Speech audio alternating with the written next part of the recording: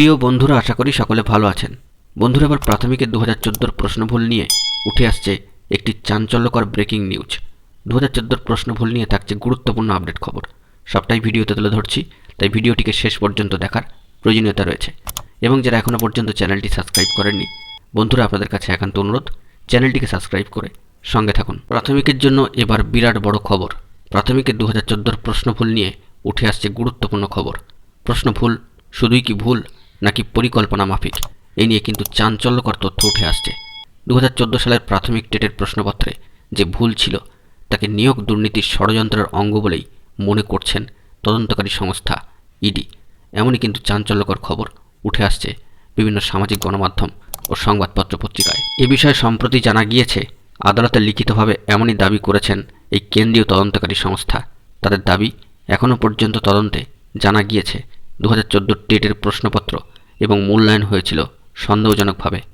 ভুল প্রশ্ন ও আনসার কি, অর্থাৎ পরীক্ষকের কাছে পাঠানো আদর্শ বা উত্তর, ঠিক উত্তর যেটি ছদ্ম কৌশলে তৈরি করা হয়েছিল যাতে যোগ্য চাকরি প্রার্থীদের বঞ্চিত করা যায়, এমনই কিন্তু চাঞ্চল্যকর তথ্য উঠে আসছে। প্রাসঙ্গিকভাবে বন্ধুরা জানিয়ে রাখা দরকার, 2014 টেটের প্রশ্নপত্রে 6টি ভুল প্রশ্ন ছিল বলে দাবি করে মহামান্য কলকাতা হাইকোর্টে একাধিক মামলা হয়েছে। এই পরীক্ষার ভিত্তিতে 2 দফায় প্রায় 59,000 নিয়োগের পরেও দফায় দফায় ভুল প্রশ্নের জন্য নম্বর দেওয়ার দাবি জানিয়ে দায়ের হয়েছিল মামলাগুলি। হাইকোর্ট থেকে সেই মামলাগুলি মহামান্য সর্বোচ্চ আদালত সুপ্রিম কোর্ট পর্যন্ত গড়িয়েছে।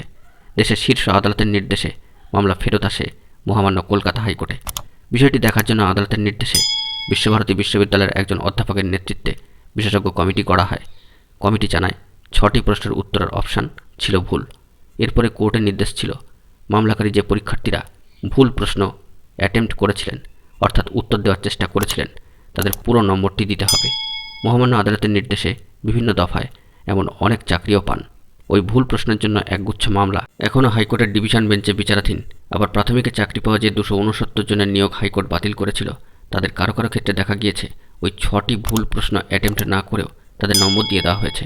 কারো ক্ষেত্রে আবার 6টি প্রশ্নের নম্বরের বাইরেও অতিরিক্ত 1 নম্বর করে দেওয়া হয়েছিল বলে আদালতের নজরে এসেছে বিষয়টি। বন্ধুরা, এখন এটুকুই। সকলে ভালো থাকবেন ও চ্যানেলটি সাবস্ক্রাইব করে সঙ্গে থাকবেন। ধন্যবাদ।